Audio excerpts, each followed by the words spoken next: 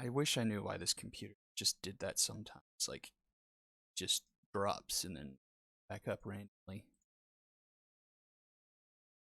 Yeah, Vikings are pretty old, right? Yeah, they are older. A lot of season twos, like, uh, I mean, that team was one of the season two expansion teams. And then, so like McMaster Just got the and perfect mic. McMaster, Marshall, they traded back in the day for uh Donnie Driver, Noodles Nunez. So a good chunk of that team is season two. So they're going to start feeling it here in a little bit, I would say. But they're going in the right direction. So this game was. Oh, that's hits. Okay, it was 5-1. I'm going insane. I thought I had recorded the score wrong somehow. Um, is it time to maybe panic a little bit for the Walkers? They're kind of slumping. Like, they lost this week. Had a kind of a heavy loss to the Lumberjacks, 11-5. So the I would division. not say full panic because yes, they are currently tied with three other teams for fifth place. Um, but you have to consider one, the Retrievers are tanking. So the Retrievers will not be in this playoff picture by the end of the season. Um, I think your competition is going to be the Lumberjacks.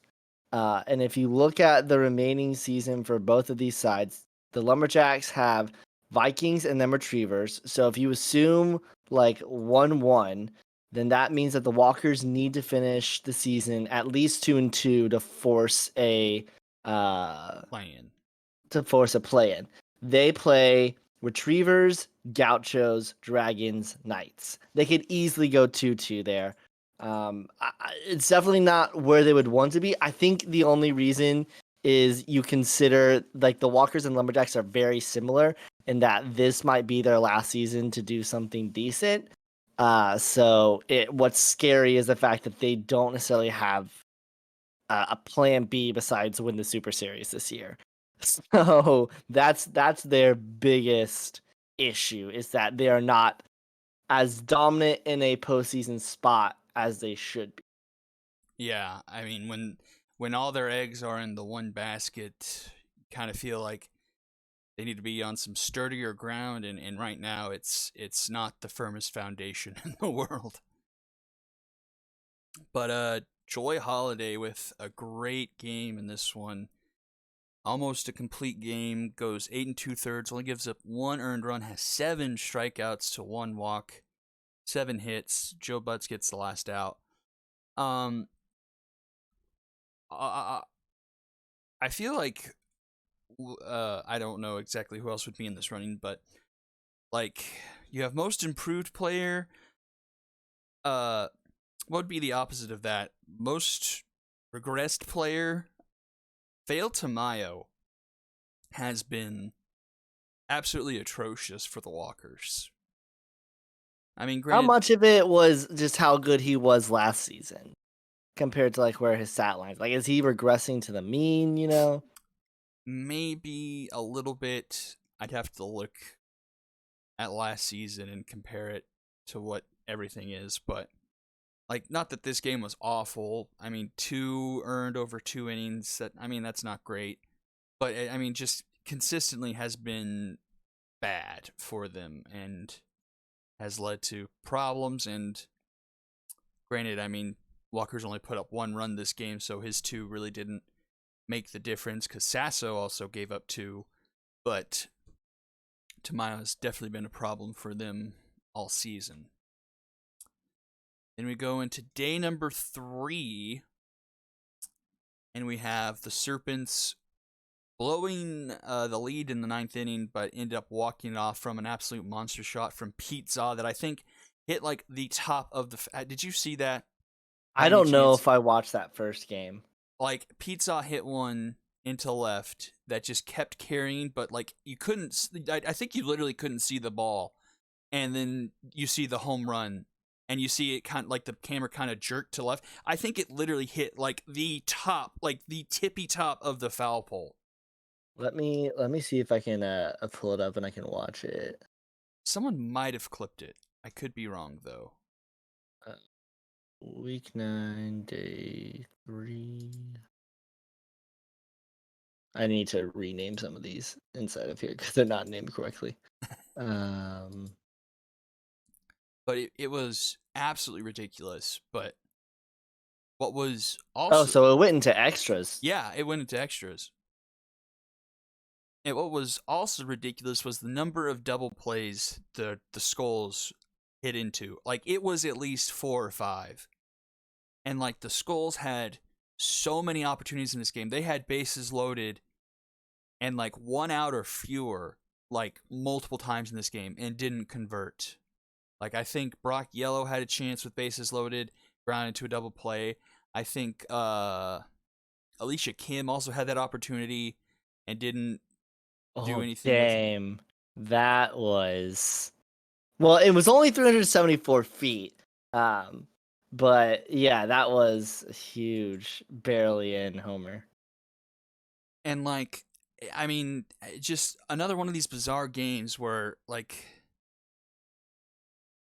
I feel the Serpents were maybe outplayed to a degree and they still end up winning. I mean, Morgoon going 4 for 6, 3 for 5 Henry. Just the bottom of that order for the Skull is really just not getting it done. Cox, I mean, a lot of people had a good day for the Serpents. Everyone who got a hit got 2. Cox, Apple, Za, who won the game off that home run, and also had like a 2-run triple. And then DeVar and Henry. Olsen's kind of cooled off a bit bat-wise, I think. Still really good defensively, but I feel like he's gone a couple games now without a hit. Who is Billy Glenn? Like, I can't even, like, who did he come from? Where did he come from? I was watching this game and could not think of who Billy Glenn was or where he came from. Which team was he on? Skulls. He was the starting pitcher for the Skulls. That was a recent acquisition. Let's see. An acquisition from the Cyclones. Oh, that's the pitcher who they drafted or they got from their free agency. Okay. Yeah, pitching to start the day wasn't great. Five earned from Glenn. Then their bullpen actually did a pretty decent job. Only 2 more earned runs through the other 8 innings of the game. Hard Cheese had a pretty good outing. He got hurt, actually. He got hit with a comebacker, but he's a starting pitcher, so it doesn't matter. Khan got hit not hit, but hit on the stat line. 4 earned through 3. But Neofumi and Strongman do enough to get the Serpents the victory. And I think not quite yet, but I don't think they play next week. They had 3 games this week. But I think with a loss from the Skulls, they clinch a playoff berth, maybe. The Serpents? Yeah. I think from what Dean was saying, they have basically clinched because there's no way that anybody else can win their division because wait. I mean, Skulls can still No. get He was wrong. Because if the Cyclones win out, they're at 9-5, so they could win the division. Yeah. And if the you know what? I think he was saying it because of Cyclones and Skulls play each other twice next week. And not for division, but for the 6th seed. So technically, the Serpents have qualified for postseason. Because if the Cyclones win 2, then they're at 7-5, and that means that the no one could. Yeah, yeah. So we could actually put a. I guess we would put. Well, Let's see what I an don't, X. I don't think they are right now Yeah, because if the Cyclones win two, then the Cyclones are at 7-5, which means that the lowest postseason would be 6-5, and then well, yeah. Here's the reason why. Because if the Cyclones win two, then the lowest number of losses of the non-playoff teams would be 7, which the Serpents are already 8-4. If the Skulls win 2 games, then the Cyclones would be 5-7. Again, the lowest number of losses would be 7, and if they split, the lowest would be the Okay, so they haven't yet. They haven't yet, yeah, because if not they yet. split games, the Cyclones, the Serpents have guaranteed a play-in game. Yeah, Is I'd what agree they with have that. done. Because they can split. Because the Cyclones could be 6-6 after those 2 games. Um, oh no! Because again, then the lowest number of losses is still 7. Yes, so the Serpents have qualified because no matter what, they cannot go lower than the 6th seed. Yes, yes. So the Serpents have qualified.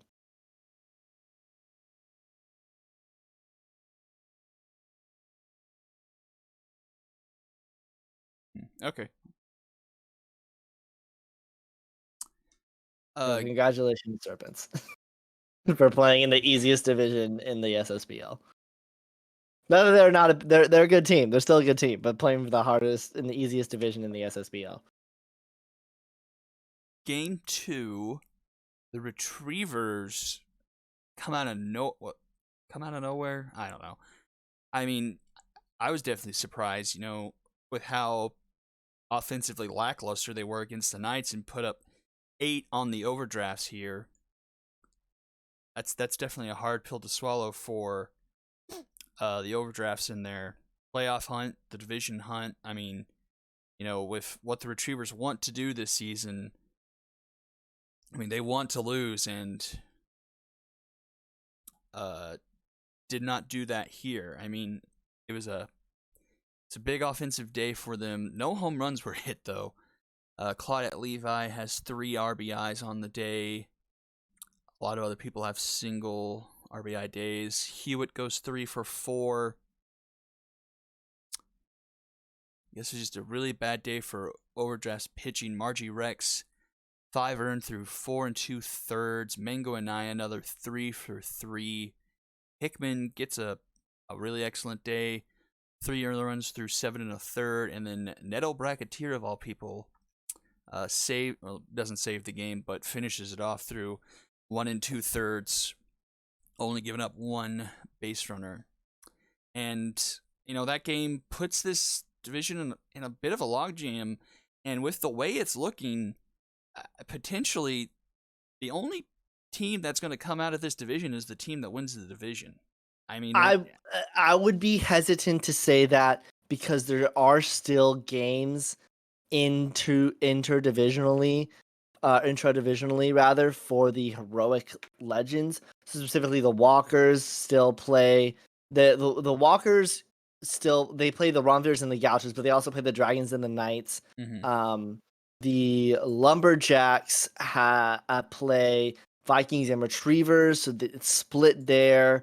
The Vikings play Moonshots, Gauchos. You know what? Actually, I still think it would be very hard for that to happen, but I remember us joking about it, Right. and bro, I don't think it's a joke anymore. I mean, I kind of agree. Like I think it's happening right before our eyes. Here's the one way in which I don't think that happens, and that's if it's the Moonshots that don't win their division. If for some reason, I think like the most likely outcome here is Moonshots overdraft Retrievers. If for some reason the Moonshots don't win their division, unless they lose their next 3, which the Moonshots have Retrievers, Vikings, and overdrafts, I don't see them going 0-3 there. But if they were to do that, I think that would be the only instance in which the Overdraft's winning the division and Moonshot's not making postseason. Now, what could be interesting is a play-in game between an Icons 2 and the Legends 5. That I could see happening. Yeah. Which That's saying just it hilarious out to loud say. That's is just hilarious hilarious. to say. But I think the most likely thing to happen right now would probably be the Icons 2 getting in over the Legends 5. I could see the Legends 5 versus an Icons 2 play-in game, and I think the least likely situation right now is a Legends 5 getting in over an Icons 2. But we'll have to see. We'll have to see. Yeah, it's definitely going to be interesting. I mean, we've only got 2 full weeks left, so we're kind of pedal to the metal, nose to the grindstone, and all that and whatnot. Going on, a bit of unfortunate for you, Lumberjacks beat the Dragons 8-4. Jusumteen has probably his worst start as in his rookie career. And to be honest, and I stand by this, that was an early pull. I know he gave up 5 runs and like what was it, 2 innings? 2 2/3. Yeah, that was such an early pull. That was such an early pull, and that's not the reason why we lost. Like we didn't get enough runs. Once he gave up those 5 runs, we never passed those 5 runs. So it was definitely an offensive issue where I'm pretty sure we out hit. Yeah, you did. And just could not convert on Yeah. the base pass. That was the main reason we lost. But that was such an early pull for Ting. Wasn't nearly as bad as the line would show. But he does come back down to earth after 2 phenomenal starts to start the season. Yeah, you guys had 16 hits to their 15. And we got 4 runs off of 16 yeah, hits. 4 runs off of 16 with their 8 off of 15. Yeah, it was just I don't remember I don't remember double plays being much of an issue for y'all. It was just kind of bad luck, and you had some more bad luck. It was Sawyer who had kind of a Piston Omen moment in right, didn't she? That allowed at least a run or 2 to score, I think. Which that's the issue. Is that like yes, Ting gave up 5 earned runs. He didn't really give up 5 earned runs because yeah. I find it very unlikely that Sawyer doesn't make any type of contact on it. Those should not have counted towards. Yeah, and I definitely agree. Like probably 2, probably maybe even 3 if the run that the runner that she missed the catch on even like came around to score. So a good half of those probably really truly aren't his fault. Sponge Cooper had probably his best day since the beginning of the season, 3 for 5 with a home run. Yeah, and he had been struggling recently too, so it was good to see him getting around. I think the biggest thing is just like again, it wasn't the double plays; it was just like having runners in scoring position and popping up. That was a really big issue. It was just like popping up, not getting it deep enough. I think there was one base running goof as well, where the ball was not hit nearly deep enough to center, and the runner tagged and went. Had the same issues with like the runners going home off hit, which Metalhead really needs to solve that issue because like in real life, no way that like the base runner actually goes, and that's not like an issue for the Dragons. That's an issue. I'm pretty sure every single team this season has had some issue with that, where like the runner goes off of the hit and it's hit into the infield. Because in that case, like they should at least be like holding, like they should advance a little bit off of the base, wait to see if the ball gets through, and then finish their run home, which is the much more likely thing to happen. Yeah, completely agree. Because I know Moonshots had that problem, and like Wrecked Dreams got caught like 2 or 3 times doing that against y'all. Oh yeah, just last week, I remember I had that problem back in spring training against the Overdrafts. Like had that happen like 2 or 3 times. I remember. But yeah, that's definitely been an issue in this game. I don't remember that being too much of an issue back in 2, but I could be just misremembering. And then we go to the last game of the day, and I would kind of categorize this as a surprise. I figured the ball players were maybe a little bit better than the Angels, but Jin Fury comes in, absolutely shuts them down. 8 innings pitched, only giving up 2 hits, 2 walks, 7 strikeouts, gets a win. Nina Mans almost gives it up, but does get the save through 1 inning pitched, 1 earned run, 2 walks, a hit, 2 strikeouts.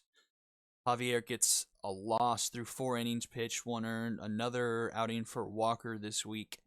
4 innings pitched, 1 earned run, 3 walks this time, no strikeouts, 2 hits.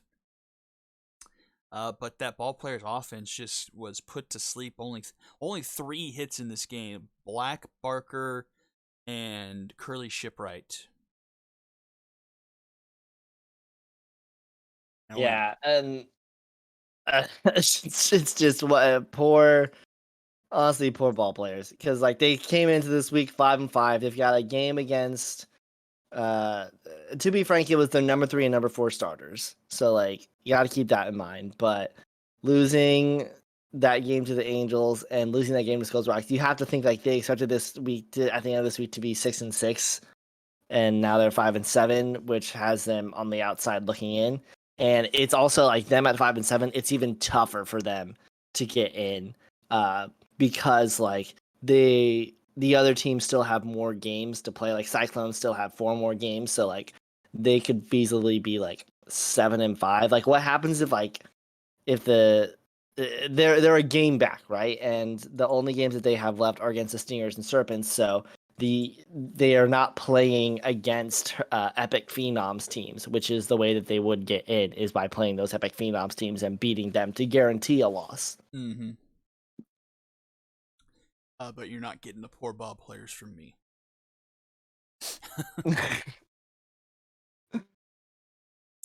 Well, and it's also just tough for a team that sold its soul, and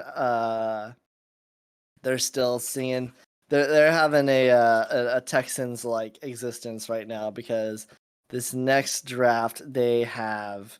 I mean, to be blunt, I was rooting for the ball players to lose because I have their second round pick this next season. But the ball players have 1 pick this upcoming draft, and it's a Cyclones 3rd rounder. And then in the season 8 draft, they have no picks. They have 1 pick in the next 2 drafts. Like we talk about teams like the Lumberjacks and the Walkers, who are and like the Wrongfielders to a certain degree, but the Wrongfielders have been able to get some picks recently. But we talk about teams like the Lumberjacks and the Overdraft and like the Angels that are like kind of like screwed over by their age. At least they have the picks, because the ball players have 1. Yep, 1 lonely pick, and it's the Cyclones. And it's a 3rd rounder. Yeah.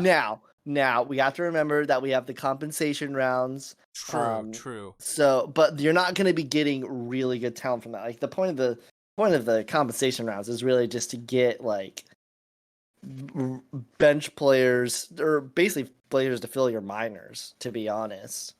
Who probably will never see the light of day of the majors. So much of this season 7 tab is dark blue and brown. It's ridiculous.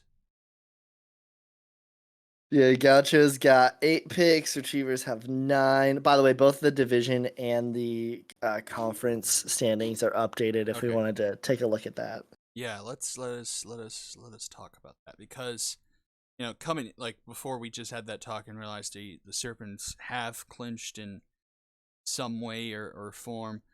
I was gonna mention, like, it's really bizarre that we're this deep into the season and didn't have anyone who is clinched. Oh, never mind. The Epic isn't updated. I did that wrong, but not the Epic. The Division 1 is updated. The Division 1 is updated.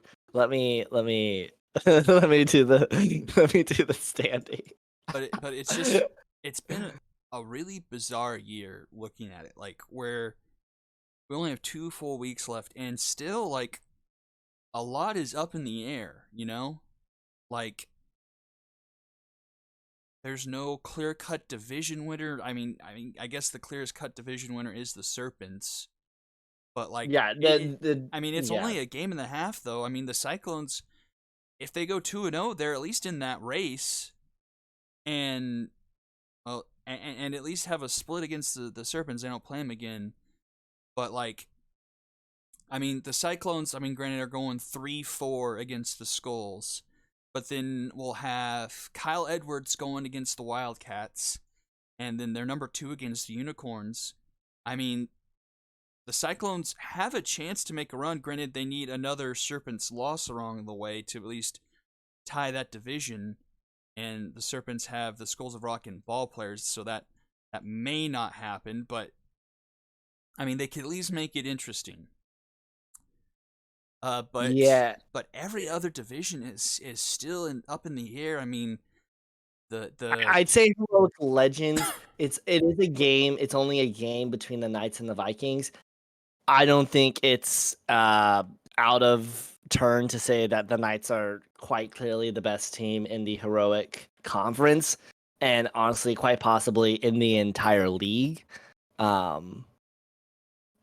So that one, I would say it might be a little bit settled, but especially between the Epic Phenoms and the Heroic Icons, who knows? I mean, Heroic Icons, let's be clear, Heroic Icons is between Moonshots and Overdrafts, but especially the Epic Phenoms, it is.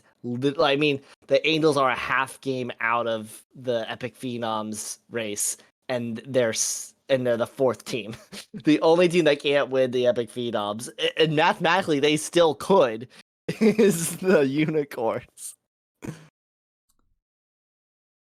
I mean, only like you said, only a game between the Knights and the Vikings, but they play this week, and it's going to be Lacey Fellows versus Burt Barnstormer. Like, I don't know. Guess I'm rooting for the Vikings, I guess, in that game. I have to if I want to win division. Yeah, I have to. So, I mean, that could easily logjam that division. I mean, Icons is still a logjam. Everyone at 5 losses in there. I mean, 3 like you just said, 3 team like the Phenoms and the Epic still an absolute mess. Like, just this year's just been kind of crazy. Like no, I mean, I guess you could say the Knights just by only having 2 losses, but still have that one of those 2 losses being just that absolute embarrassment by the Gauchos. But just no one team has really stood out to me this year. Like, everyone's kind of peaked and valleyed at some point. I think quite clearly whoever wins the Heroic Legends is most likely the team that you would say is the favorite to win the Super Series. But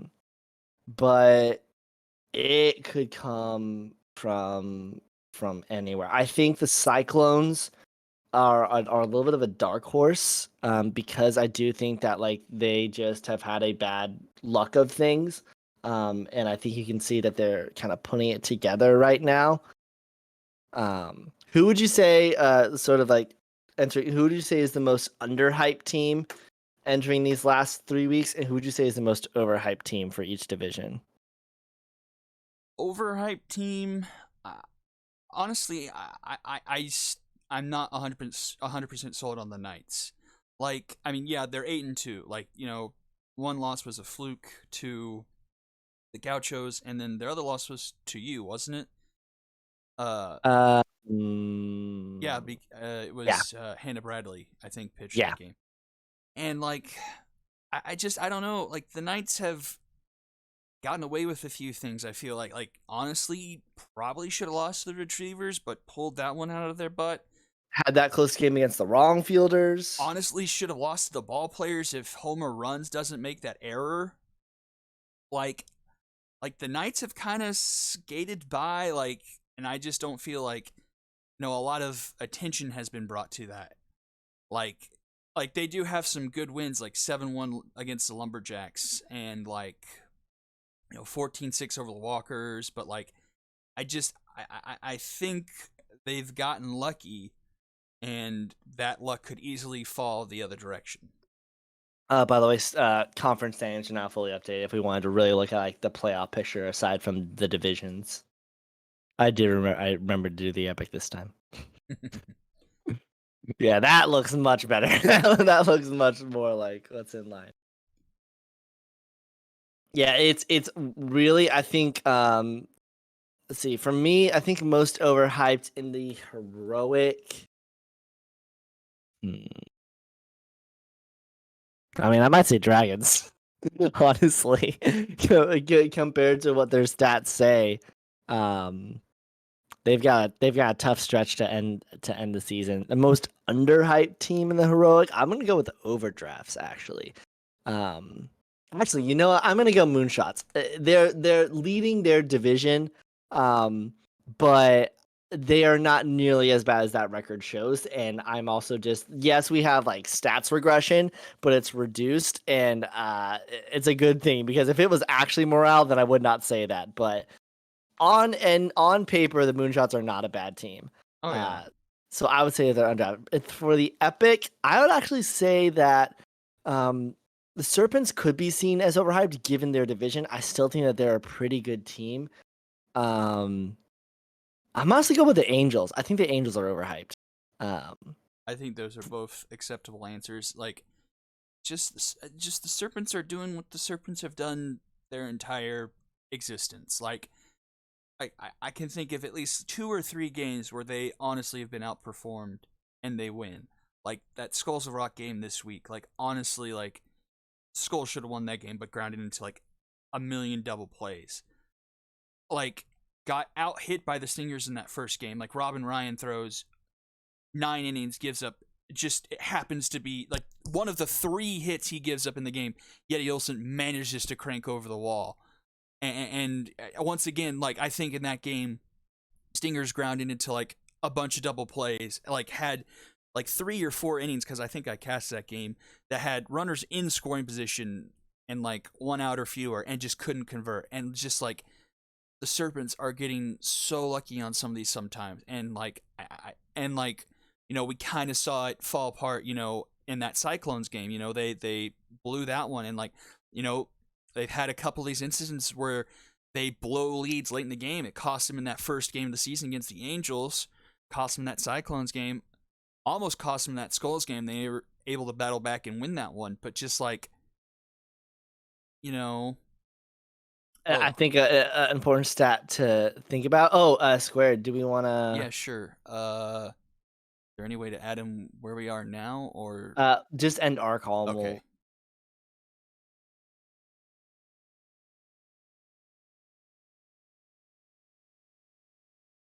Hello, Hello. weird. Well, to the stat I wanted to bring up is that the Serpents are rather 3-2 against Phenom teams, and they are 5-1 against their opponent or their divisional opponent. With the Cyclones being that lone loss. Right. So, and they play the Skulls and the Ball players to end the season. So, like, again, I don't think the Serpents are a bad team. I think you put them in any other division, they're still competing for a division title. But that's just my thought there. And then I think Cyclones are underrated for sure. Extremely lucky team. Are you kidding me? They could have potentially lost both of the games against Stingers. Probably should have lost against the Skulls. Like it's like come on. You get 3 hit, 1-0, and you still get a win because we can't convert. It's like I don't know. They're the luckiest team in the SSBL in my opinion. Hot takes. They are. They really are. Like you could have easily like this. The Serpents could easily be 500 with like if one thing goes the other way. Could easily be 500. So yes, they are winning. Is it impressive wins? Not really. I mean, my counter to that is that they lost to the Angels by 1 run. They lost to the Wildcats by 1 run. They lost to the Cyclones by 1 run. So I don't think they're as lucky as you would say. Like I think especially if you really look at their team, here's my one thing with the Serpents is I have no idea what they are doing in the outfield, in center field. I don't know why you make that trade for Judd French for Jerry Briggs. I think Judd French was perfectly suitable in center. And now Jerry Briggs is not even starting.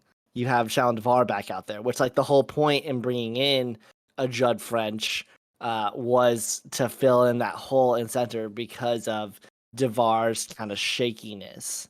So I'll have to look up the ratings real quick to see like. It's for the defense. Well, Judd French wasn't. I mean, none of those 3 are great defensively. Fielding Well, wise, and to be clear, DeVar like the has most speed. the most important is the arm. Without a doubt, the most important is the arm. I think French probably Briggs has has got a most. 45 arm, and that's the other thing is that you're putting Briggs in center. It's a secondary. If there's one thing that I've really changed my mind about in the past season, it's just because they have a secondary doesn't mean you should start them there, and that you really need to be getting the primary positions of most players because of how much that bonk from fielding and arm you get depending on where it is. And Well, where is it that it detracts the arm from? It's only fielding unless it's catcher where it's fielding and arm. Okay. But still, like, you can't be having that. And I don't necessarily think Shawn Devar is that bad. Like, the 4-3, to be honest, I don't necessarily care fully about fielding for outfielders. Like, she's got a great arm. And so, Well, like, I feel like the caring for fielding on outfielders is gradually going to tick up if we keep seeing these sliding attempts go awry and end up turning into inside the park home runs. Like, we saw that. I mean, it wasn't inside the park home run when it happened to the Dragons this week, but it still led to runs being scored. I mean, it lost the High Rollers a game this week, so like I feel like that may be something that gets addressed by some of these teams going into next season. Like that, it can't be something you really just like, you can't just pass that along, you know? I still think that you value arm over fielding in the outfield and fielding over arm in the infield, aside from third base. I think also speed has to take into account in center, especially in center field. I'd rather have probably like a 70 or over speed wise in center field at least. Minimum. Yeah, I'd say. Minimum. in terms of like preference for outfielders, for me it's speed first and foremost, then arm, then fielding. And potentially the only way in which speed and arm get flipped is for center field. Because of how important that arm is. But like you cannot have slow outfielders. And you see that in the minors is the biggest reason why, right? Even if you have like 35 speed, it is disastrous and it turns into extra base hits so easily. Especially for teams that play in Shaka and like the big outfields like Shaka, Sakura, like look at Max Swingins. Look at Max Swingins. Like how many balls have Max Swingins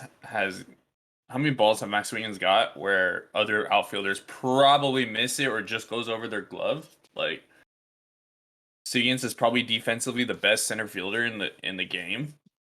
I mean, his bat's more desired, but he's out there for his center field. It's like, how many balls has he caught where it could have been easily a double in with other center fielders or other outfielders? Is that a little bit of strategy then? That if you have a team like you know that you're always going to have fast outfielders, that maybe you choose Shaka because in order to like match your team, the other team also needs to have fast outfielders. Well, who do the Vikings have actually? I'm not really. Vikings. Because isn't McMaster in the center field? It's they have Driver, French, and then Vicky Marshall, I think.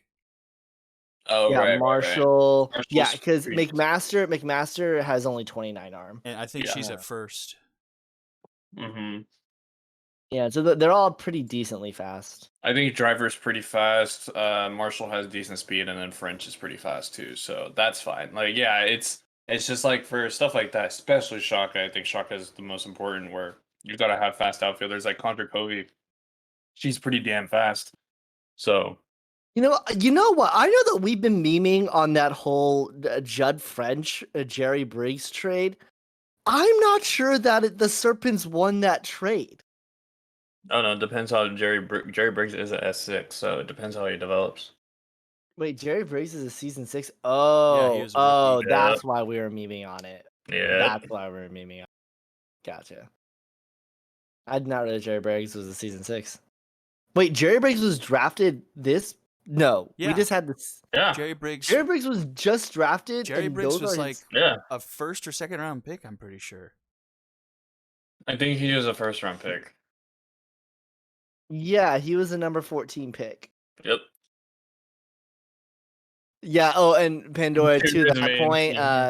This I think he already knows now, but the Vikings and the Serpents will not be allowed to trade to each other going forward, just because like of the same things that like the Rom Fielders and the Skulls couldn't shade with each other because of how I agree with Pandora.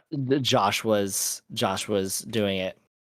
But it's not the concern is not that like Dean is not running the Vikings. Like, give credit to Haley. Like, Haley is running the Vikings, but just because like of that relationship, probably shouldn't allow trading.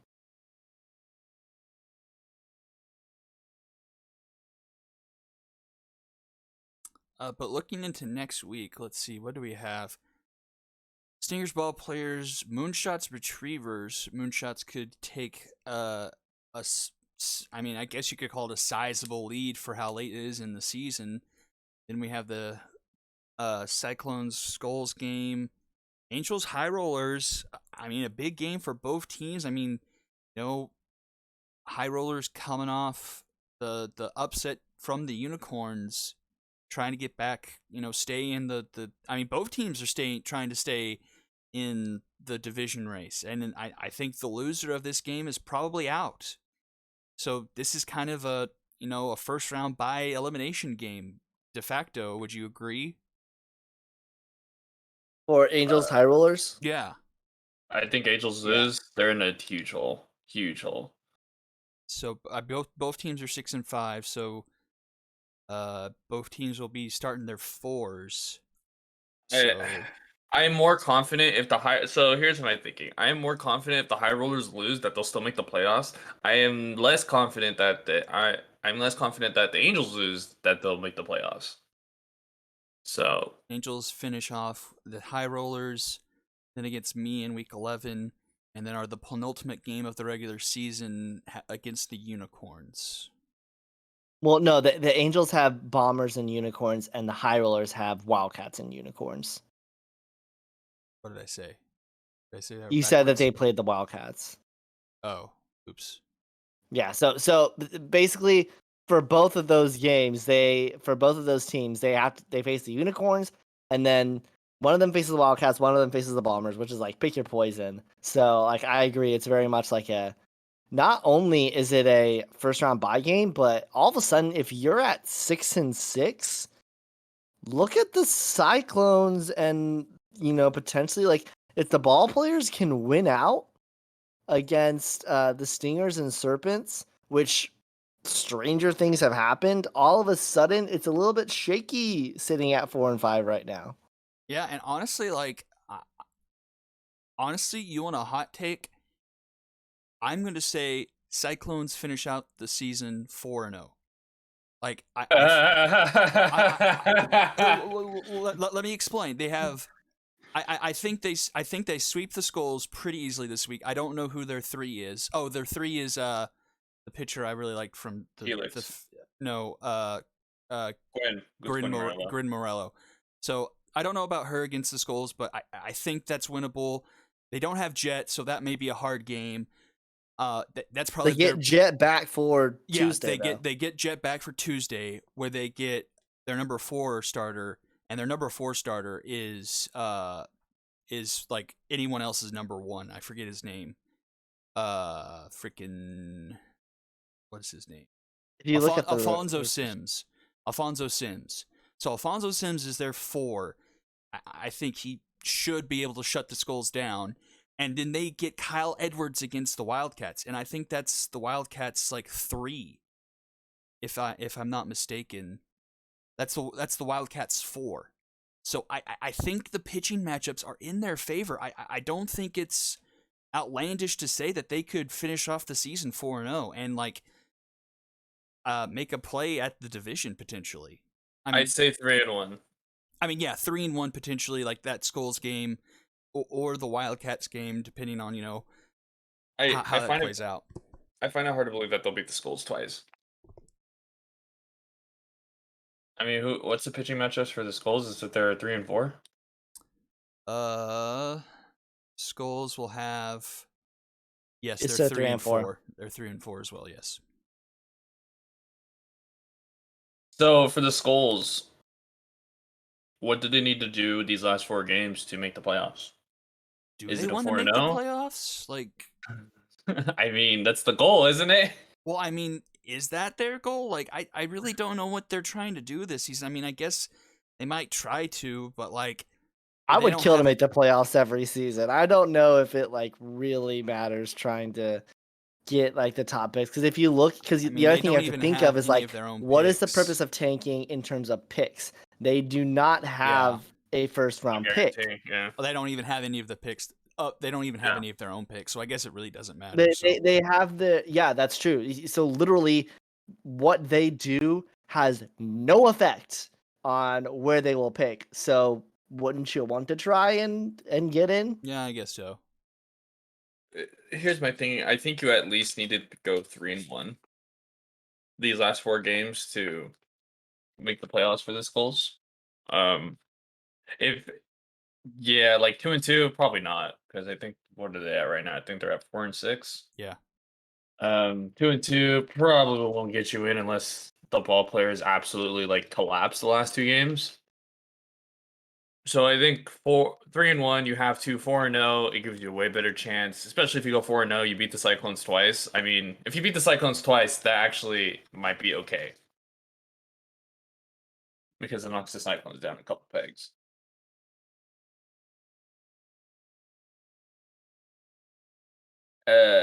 Angels. Going back to the Angels. I think if they lose, I'm not confident that they'll make it if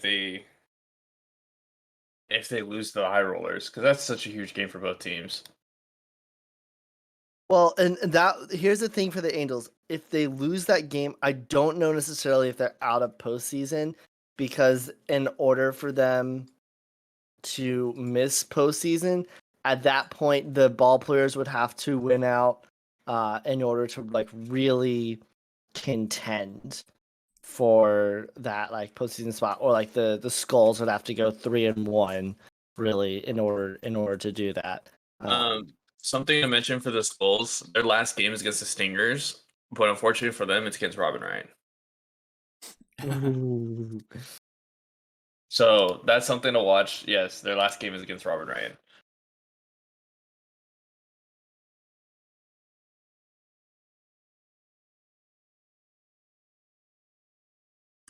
And then we talked about it earlier. Knights Vikings. That game probably decides the lesson. I mean, will it? If the Knights win, that probably does lock If up the Knights win, it'll decide it, If because the Knights win, I think they have it. They'll have it. Not think officially, but will they officially have it? I think they might at actually. 9-2, Vikings will be 7-4.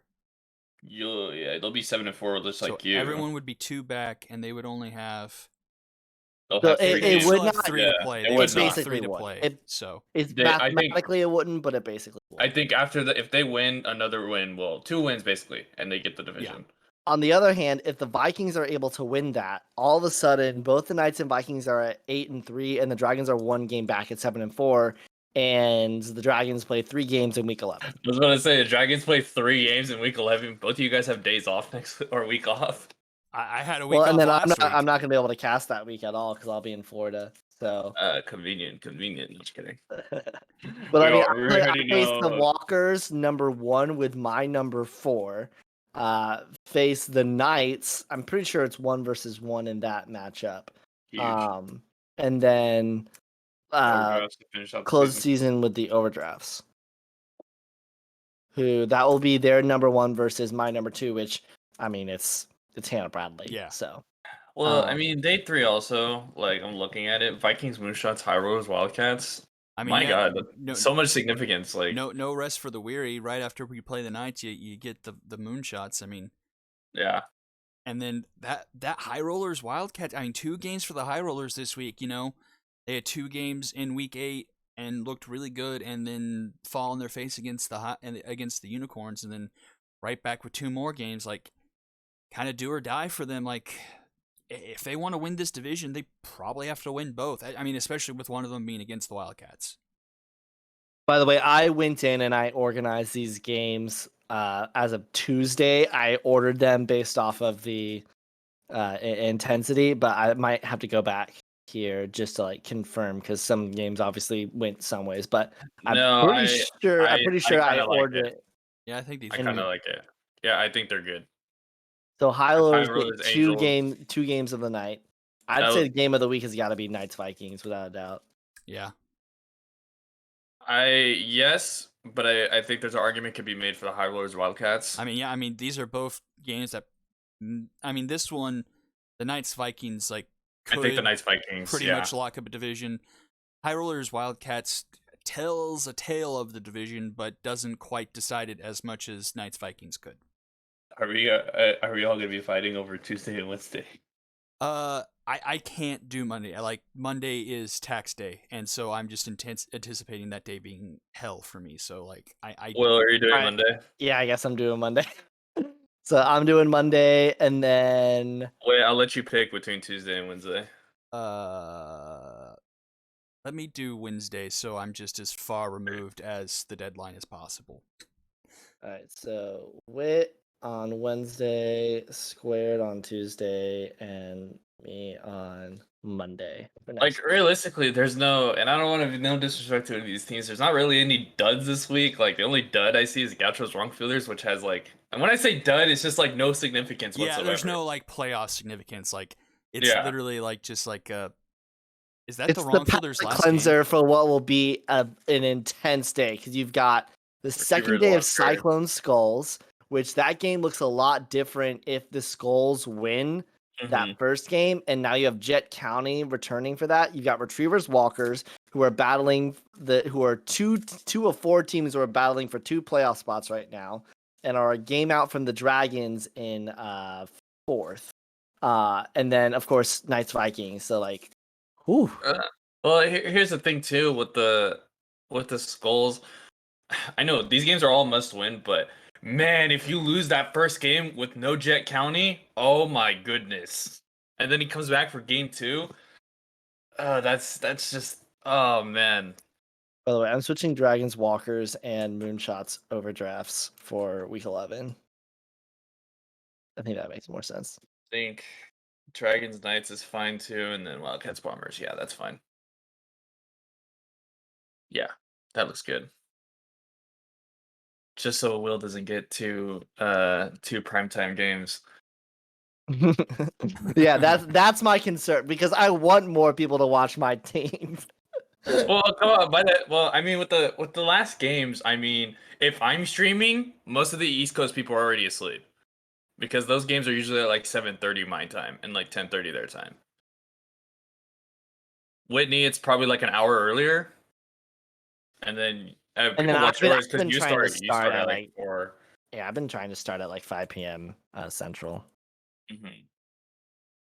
Which was like 3 for me. So yeah, if it's me, I mean, you just have me stream those games, and I won't. Nobody will watch them. And so I think we're probably gonna have. I think we already have Dean to call week 11 day 3. Yeah, because me and Whitney are not doing that, and I'll just do day 2. Well, we don't want Whitney calling Wildcats Bombers. I think he'll actively rip, like, throw his keyboard the across game, the the room. game which might determine the epic phenoms.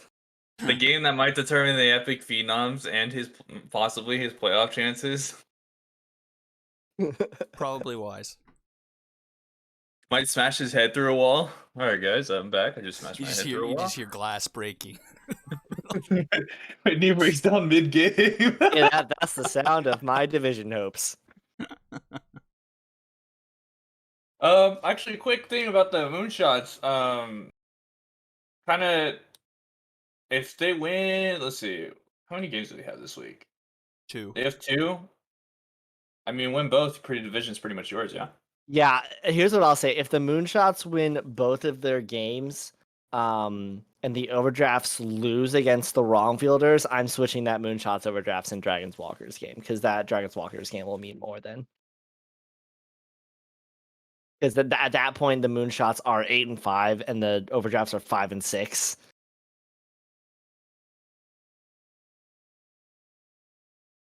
Yeah, I think the moonshots win both. They're in a pretty good spot. Honestly, if the Moonshots win both, because then they'll be 8-5, facing a 6-5 overdrafts. Which, yeah, no, that would still be prime time. Because if the overdrafts win that, they would go to 7-5, and then but they're in the driver's seat. Oh, and it's actually, you know what? No matter what, that game is going to be the game of the night, no matter what happens next week, because that's the Moonshots' last game of the season. Mm-hmm. Are they the earliest finishers? No, I think the No, wrong Fielders fielders. finished this week. Yeah, wrong They fielders. finished this week. Yeah. Yeah, that's why the Darby! DeCon Smith game is.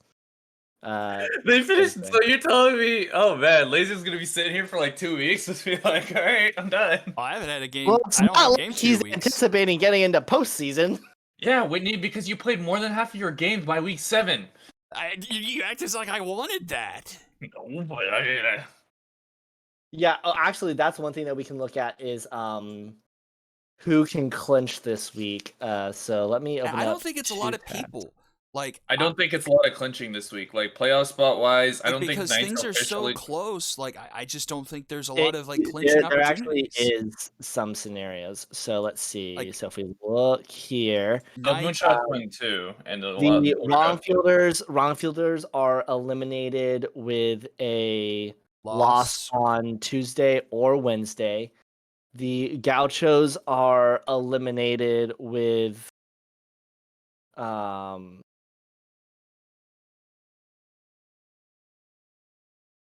the Gauchos are eliminated with a loss, I'm pretty sure. No, well, they only have 8 Wednesday. and then 5, so they'd have to have 2. Like, and then It's tough because of there's 4 teams 4 teams there, you know. right, Knights,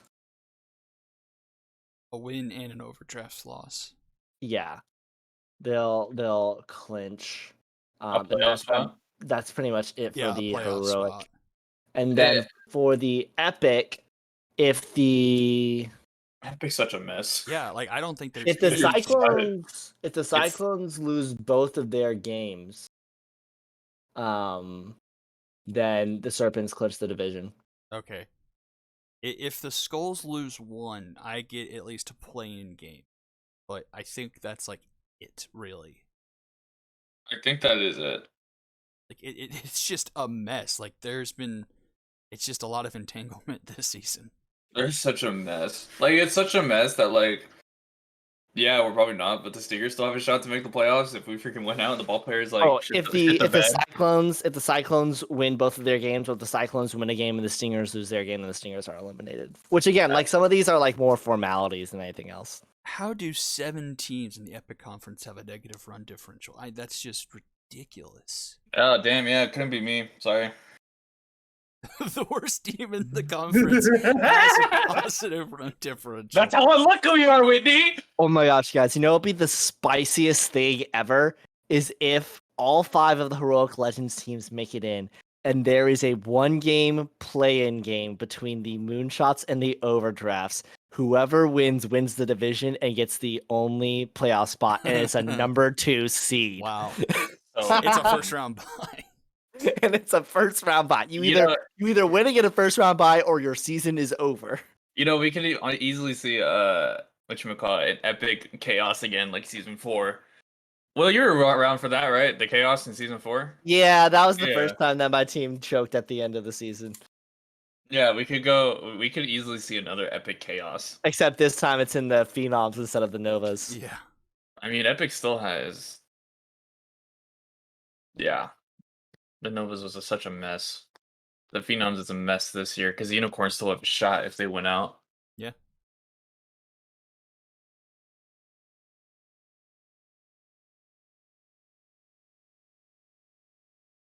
But I think that's everything, is it? Yeah, it's exciting. I'm excited to see how the Heroics gonna turn out. I don't want the Moonshots and Overdrafts to result in that like 1-game play-in, but now that I've thought about it, and now that I also remember that I have the Moonshots second round pick for this next coming season, that would be a very spicy way to have that Wednesday of week 12 go, as if there was a play-in. Imagine if it was the epic Phenoms chaos and then that 1-game play-in for the Heroic. We would have to do a multicast that day. Actually, we might just want to do a multicast for that Wednesday, no matter what. That'd which be one? fun. Oh, for For the Wednesday, big chaos. Yeah. I totally expect we're gonna have some tiebreaker games. Where there's I no mean- way we're not gonna have any tiebreaker I mean, games we've because had- I come. we've yet to have a season where we don't. So I think. And tiebreakers are only played for division and for play-in, right? If there are two teams who are tied for like 4 and 3 Yeah, it's- seeds, it goes to those individual tiebreakers. I finally remembered it. It's for like people fighting for like the same tier. So like if there's a tie for the division, those teams would play, or if like or if there's a tie to get into the playoffs, those teams would play. Like you only look at head to head if they're competing for the same tier. So like you only really look at head to head and if you're at the same level. So basically the wild card seeds. Yeah, but like say like I totally expect overdrafts, lumberjacks, they're gonna have a play-in game like versus the retrievers or walkers. Shouldn't technically the lumberjacks be having play-on spot? Technically, it really doesn't matter. They're all tied anyway. Lumberjack, no, because they could still go 6 and 8. No, I meant like not officially. I'm just saying Like they did be like the 6th seed. Yeah. Well, not necessarily, because if they go 6 and 8, Well, he just means right now. right? I'm not talking about like yeah. Oh, I see what you mean. Yeah, but also It realistically doesn't matter. Yeah, it doesn't really matter because I was really, just- like they're all 500. Yeah. And I think can about do it, that. like I can figure out because it would go to record against all other teams tied. So if that could be like the last thing that we end on. So let's see. So for the overdrafts, But we lumberjacks. we would have a mismatched number of games because we have Right now we would. well, which even is if why we do in the future we would, because we have 4 teams tied at 500, 2 from each division.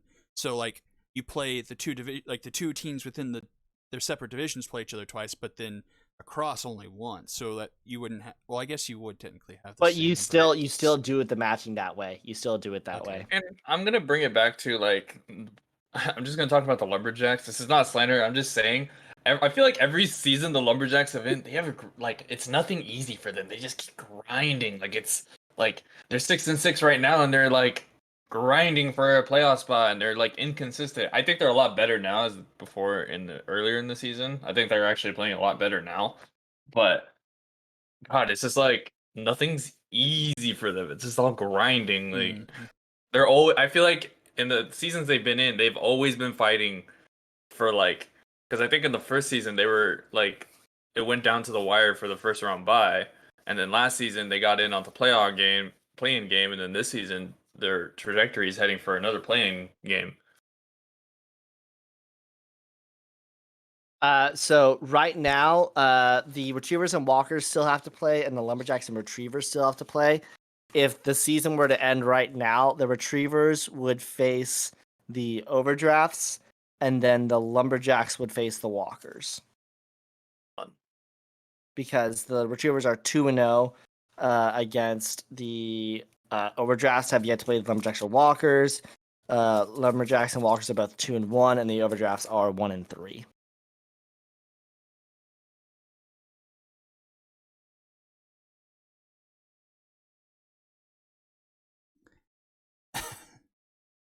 It's just a mess. Everything is a mess. Everything's a mess. That's what the SSBL is. But it does makes it so much fun. True. I mean, never a dull moment. But I think that will do it for Rig this week. And I've probably seen it by now, but Miners got delayed, a bit of a technical issue or something, and those will be posted before the stream on Monday, I believe Josh said. And that All-Star to be announced, but we are moving on it. Yeah, I need to do that for. Okay. We basically we needed updated stats for this week, and then I think like they'll. I think we're gonna release it. Yeah. And then, by the way, guys, for reminder. Actually, we'll talk about this once the stream ends, real quick. But No troll picks. But Curvin Carp will be in there because Puppet refuses to put him in. He should be in. But that's gonna do it for us. We will see y'all on Monday. Bye bye.